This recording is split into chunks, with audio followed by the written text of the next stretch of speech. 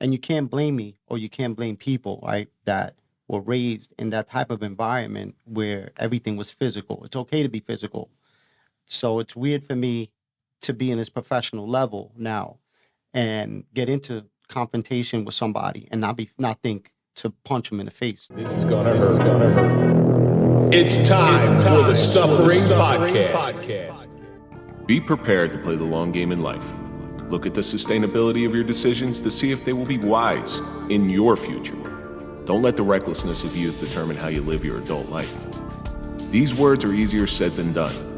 The invincibility of youth may lead us down a path where we believe there is no way out, trapping us in a nightmare from which we cannot wake.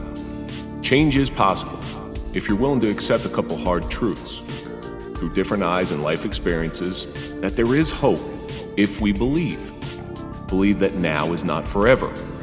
Where you start doesn't have to be where you finish. Time can educate, and anger can become love.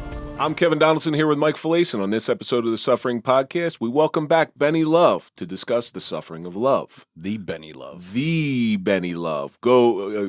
Godspeed, Benny Love. Benny Love Realty. Benny Love Hoboken royalty, pretty much. Thank you. Well, Benny And sitting alongside more Hoboken royalty. That's Hall of Famer. Hall of Famer. Show the ring. Butch Sanchez. Promote it. Look at that. Look at that piece. Look at that rock. God, you're like a Kardashian with that thing. I hope you punch righty, because you with that on your left hand, you're going to hurt someone. You're going to put backwards Hall of Fame right on their forehead. Benny's here to spread the love, but it wasn't always that way for him. Before we start, Toyota of Hackensack. We don't trust anybody, but we do trust Toyota of Hackensack. So if you're looking for a car, go to toyotahackensack.com. Let them find you a car.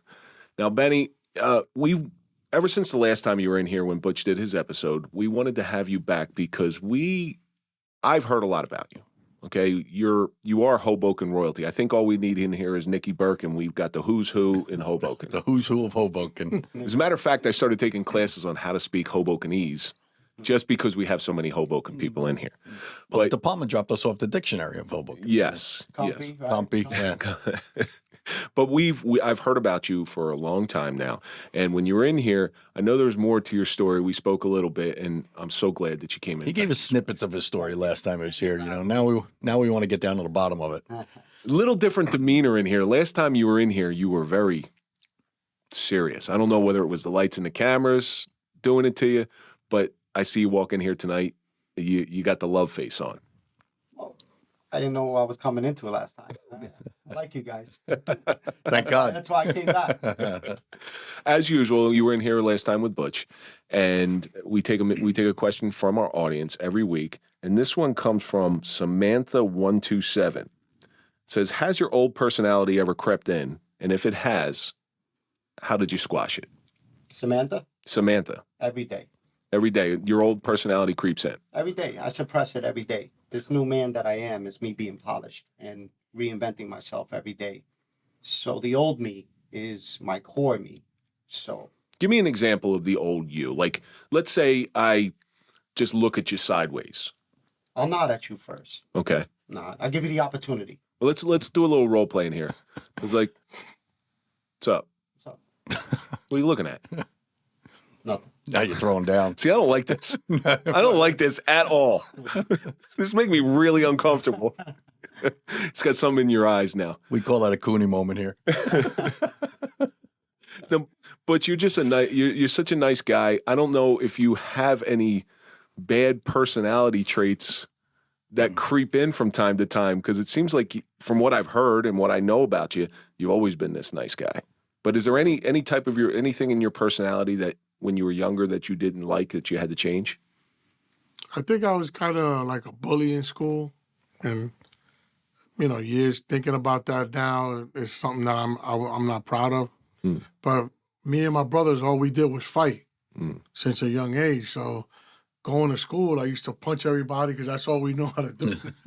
Yeah. So I'm not happy about that. I'm not proud of that. Now, anybody you bullied in school, did you ever approach them as an adult? I'm looking for a guy, Pt. that I want to apologize to, but I can't track him down.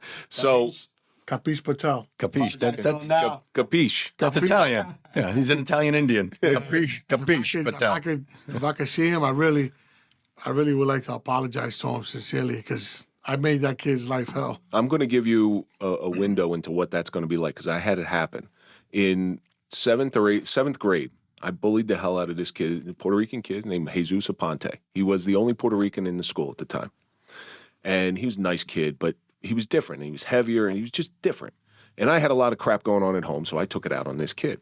30 years. He left school, right? And 30 years I looked for this guy because I felt bad. I never lost that humanity in me.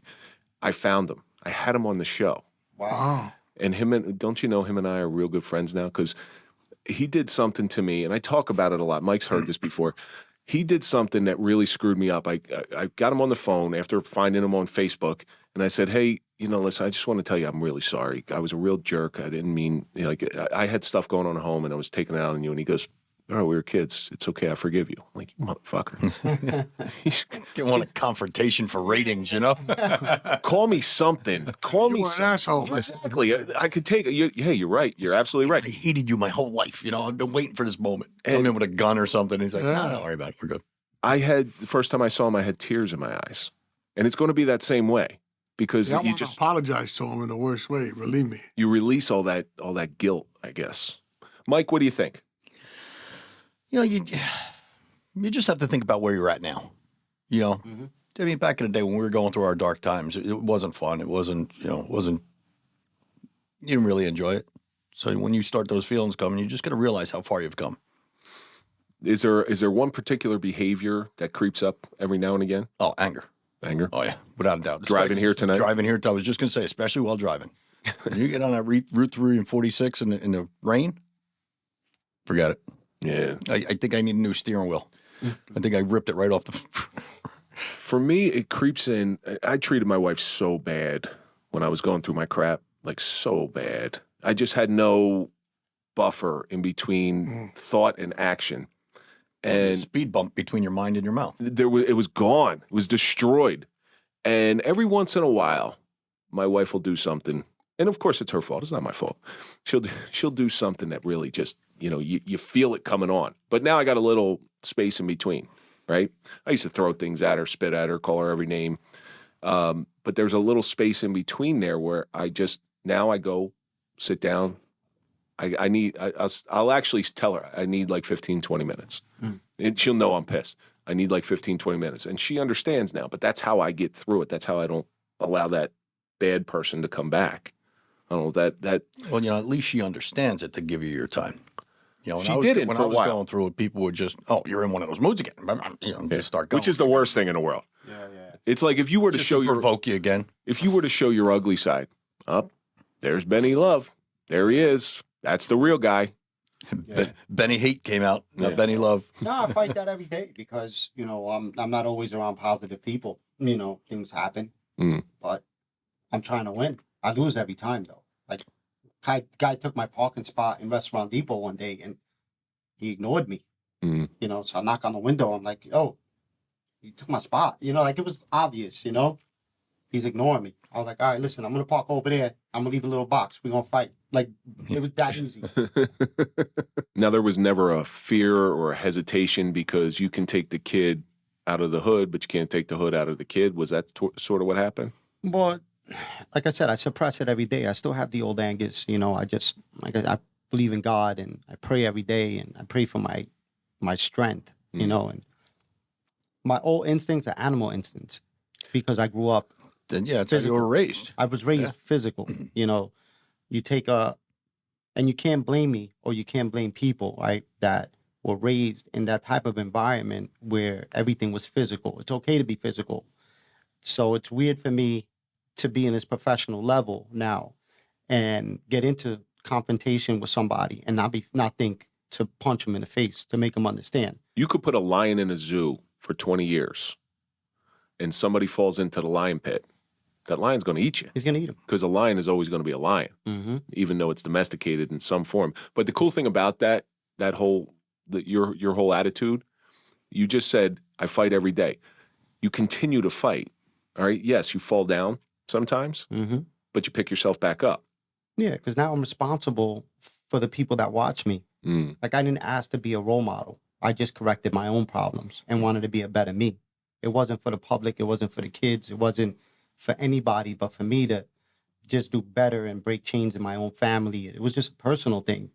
Now I have so many children, so many kids. I drive by and everybody, hey, Ben, love, and I got parents that tell me their kids go home and talk about me. I got awards in schools from kids that I don't even know. They didn't even grow up in the town, but they like the Benny Love thing, So It rolls off the tongue real easy. it works. Yeah. But that's what I tell the kids that I mentor now. I want you to introduce yourself with your first and last name. People don't know Benny. Hey, you know Ben? No, I don't know Ben. Benny Love. Oh, Benny Love. So introduce yourself with your full name. Right. It Make it important. It sticks in their head and people will remember that. Mm-hmm. Samantha, thank you so much for sending that in. Keep sending in your questions. We will try to get them on the air. So we've been waiting. And again, it's a better part of a year and a half that I've been hearing about you and some of the things in your past. So why don't you tell our audience a little bit about yourself, where you came from? I'm from the fatherless Hoboken. I'm from where even the kids that had a father in their house was because the father had nowhere to live. They were drunks or drug addicts. It wasn't a good home. All my friends, they either had a single parent or if the father was there, he was a piece of shit. My father just was never a part of my life. Being in Hoboken, living in Hoboken, having a social club in Hoboken, but was still invisible. We got burned out of our home. We were homeless. And my mother just kept fighting just to get us a home and take us to school and do as much as she could as one mother, from aunt to aunt to aunt. And then How many kids were in the house? me and my sister. You and your sister, and your father was there. Was he? My father was in town. They weren't together. He weren't was together. in town, but it's a square mile. Yeah. You're going to see him, You're going to see him sooner or later. Yeah, you're always going to see him. So I saw him. And we would just like walk past each other, and I'm Oh, like, not even acknowledge it? not even sometimes. That when we were kids is weird. That we were talking about this the other day. My father was so ignorant that when we were kids, he picked us up one day, just some random bullshit day, and brought us to the house, and he had BB guns, and he was telling me that I might have to shoot somebody one day. I didn't think about it until after. Like, this guy's a fucking idiot, But Teaching it. How old were you when he was teaching you how to shoot? I had to be about 8, man. Like, I was young, 8, 9 years old. Like, I was a baby. And he was smoking weed with his family there and his friends and everybody. That's like the first time I smelled weed.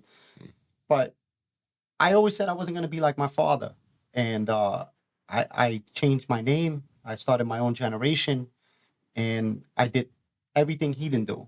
I didn't do drugs. I never did any drugs. I never smoked. But all roads lead. I still took a negative route because of the negative environment that I was in. I was raised in the jungle, so I was still killing what I ate. Like Kevin said, you're raised in the jungle. You're still a lion no matter where you go. Yeah, I didn't know. The only kid that had a father was Felix Santiago. Felix. That was one kid. And that father felt, and he's a great man. I love that man because I could think back at things he told me 30 years ago, 40 years. I'm 49 now. He taught us, oh, come on, you're going to come down the shore. Oh, he was a communal father. Yeah, he was that guy. Oh, you get on the 4 tracks and look at this home. And we're like, nah, we're going to beat people up. We go down the shore. We're going to seaside. We're just, when he's not looking, we're smacking somebody. We're being ignorant, Yeah. But, he was the only one that was like, he had a job. He's a fireman. And he was like the only dad that we all saw. So he tried to be a dad to everybody. And he probably thinks he failed because we all went to jail and we all did crazy shit and everything. But he won because now we're, a lot of us, doing what he taught us. There's when you see your son hanging around, and you want your son to hang around or your daughter to hang around good people, and you see them commiserating around friends who aren't so good, as a parent, it's an instinct thing. And that's why it's such a foreign concept to me because of the way I treat my kids. I just don't understand how somebody can have a son or have a daughter and not acknowledge them and not try to raise good people. I don't get that. I have a girlfriend who has a son, and I talked to him the other day because he was, at a place. And I told him, I said, listen, I never had a man to hug me. I never had a man that told me he loved me, take me to the park and teach me things. I don't. What I'm doing with my son, with my daughter, with you, with the other kids, I looked around. Oh, let me see how this works. Let me see how I can talk it and move. And you had to relearn. I had to learn, period. It's trying to be that father figure that Felix Santiago's father was like to you. Mm-hmm. There's Taking in all these different kids and trying to mold their lives. that's I see that with coaching, and Butch, you probably see that in training. You impact people's lives, and you impact people's lives around your community now. It's a good feeling, and now you get it. You like, oh, well, you know what? And you start feeling sorry for those people who lost out on those things, your father included. Your father lost out on something really great, and it was his own fault. My father lost out so much that when he died, I wouldn't go to his funeral. When they called me that he was dying, that he had an hour or two left before they pulled the plug, I wouldn't go. He's a stranger. Mm. And I wouldn't go to the funeral because I didn't want to be ignorant to everybody that said, I'm sorry about your father. Yeah. So I'd rather not just be the ignorant one. And you know what? God bless him. I hope God, and I told my sister, because she went, you don't have to go. You shouldn't go. I raised you. I've been putting my life on the line since I was a kid. And It's I can't. Man, it's heart wrenching, man. It really is. I look at my kids and coming from the place where I came from, I will always be there for them. Always. I will work my fingers to the bone if I have to. I always want them to be proud of me, and I always want them to say, my father was there, worked his ass off. And anybody who doesn't, it's real easy to be a dad. Anybody can be a dad, but it takes a real man to be a father. yeah, for sure. Just like we spoke about that in your episode. You were raised by your stepfather. His dad was his father. You don't have a stepfather. That was his father. One of the things that you said, Butch, that really stuck with me is your family isn't always blood. A father doesn't have to be your birth dad. Yeah. Yeah. Sometimes your friends are more than family. Yeah. And you wanted to remove that word step from father. Yeah. that makes My sense. dad was everything to me. Yeah. My father's alive. I don't talk to him. I haven't talked to him in about 30 years. That's a shame. He's in Puerto Rico, and There's He's a lot of just Puerto not- Ricans down there. yeah, he's just a piece of shit as a person. But like I said, I mean, my stepdad was he taught us everything in life. Yeah. I just don't know how you could have a kid and not It was four of us. not take welfare. like Kevin. I busted my ass to give my kids everything they had. Went to all their games. And tried That's to a be part good of their father. lives. You were there for them. My father, I got shot and I flatlined and I had to get 3 surgeries. On my 3rd surgery, they read me my last rites. And they invited my family because I wasn't going to make it through. And they said my mother asked me, oh, your father, he wants, not father, but he wants to come. And I told her, I said, listen, if he shows up and I don't die, I'm fucking him up. Yeah. When I get better, I'm going to fuck him up because he don't deserve to see me like this. So I'm assuming this gunshot wound wasn't because you were a innocent standby citizen. No, at that time I was already out of the street. Oh, you were out of it. Yeah, but you know what? It wasn't the BB gun that your father was. No. You know why? No, but the problem with that one was I was out of the street, and then when I was in the street, I was deep in the street, but nobody would shoot me back then. Mm. Like Jay-Z says, Your reputation. they only test you when your gun goes warm. So people knew I wasn't running around with guns and drugs and the army. I was just shoveling snow that day. Mm. Dude tried to rob me. I smacked his gun. He came with a silencer and attack. I still didn't get scared. We're not scared of death. I smacked the gun and he shot me. How did that life start for you? It started as a kid, man. Watching Scarface, The Godfather, and those are your role models because you don't know. Like all you have is these fucking. Well, you see what they have, and you see what you don't have. Yeah. You see them with the But you fancy know how to cars and remember houses. But Yeah. you see the glory of it when it's in the movies, in The Godfather and all that. It's all glorified. So you think that that's what the life is really all about. I've been blessed with something that it comes from the inside, and I've always had it. It's work ethic. It's. I don't want to work, and I found out later on because I listened to like Billy Allsbrooks and different motivational speakers. I started looking for role models through IG and YouTube. You use 5% of your brain, right? Your brain cycles work harder and faster in the morning, right? Mm-hmm. I don't want to use 5%. I noticed that 5% are only our standards. Wake up, breathe. They're on a norm. It's just that 5% does exactly what it's supposed to do to keep you ticking, right? So I always dug a little deeper. I didn't know I was digging for another 5% or 10, whatever it is. They said our brain is so powerful, it's infinite. You can learn dictionaries, different languages, if you really apply yourself. I didn't know I was kind of doing that, but I was always, even though I was with my friends and I never smoked weed, I never drank, but I was always in the crowd because it's just what went on. That I was just using a different cycle. I was being more, it was just like a different direction in my mind that when I watched Scarface, I knew how to fill that gap. I just didn't know I didn't know, like as soon as I was so young, I said, as soon as I start something, I'm going to do it. I'm going to kill it. What was the first thing that you started doing? So we were in grammar school, we were selling mescalines and weed. Now Grammar school. Yeah, I started that I because didn't even know what mescaline was when I was in grammar school. yeah, remember those? To be honest, well, I've never seen mescaline in my life. It's like a rat poison or something, right? It's like no, you get it from mescaline comes from the real mescaline comes from the base of a cactus, a certain type of cactus. Okay. American Indians used to use it all the time. All right, so there was pink, purple, green, blue, like, But I'm sure the shit that you were selling wasn't from the base of a cactus. No, it was From some lab in Hoboken. Yeah. They don't have any cactus in Hoboken, right? We used to get it in Tavern on the Green in 66. They had the nickels already bagged up and they will give you the mescalines over there. So, you're a little kid, And you're making money on it. But I made money on it. Yeah. But I thought I was making money. But for a little kid, I was making money, 7th grade, 8th grade. But I was bringing home food. I was doing it for that. My mother suffered a lot. My mother stayed alone for a lot of years, and she would cry thinking that we couldn't hear her. And my mother would cry talking on the phone to her sisters, and I could hear her saying, I don't have no money to feed the kids. I don't know what I'm going to do. I don't have a man. Oh, the anxiety that you had to feel as a kid listening to that. As a kid. Yeah. Oh. And knowing that you can't do anything. That's the thing, because you're a kid. You're 7, 8, 9. So you're suffering with her, but she don't know it. You got to act like you're not. But it's programmed in your head that you're going to make a difference. Fast forward, I come to her house one day, and she's sitting in the yard and she's crying. And I said, what's up, Mom? Why are you crying? She goes, I'm crying because I'm happy. You changed my life. Wow. I bought her a house, a new car. I changed their life. You need another kid? I have a man that I don't call a stepfather to. He's a father figure. Carlos, he's everybody. Great loves him. guy. Great guy. He knows him.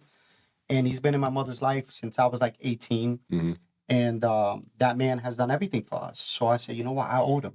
During that time, I was going to trial when they met. And it was perfect because he came in when I was leaving, and it was great timing. It was nice too, because if you were, I'm sure your mother, who was strong for all those years, needed somebody to lean on. It was perfect. God put him there at the right time, and he put the right person.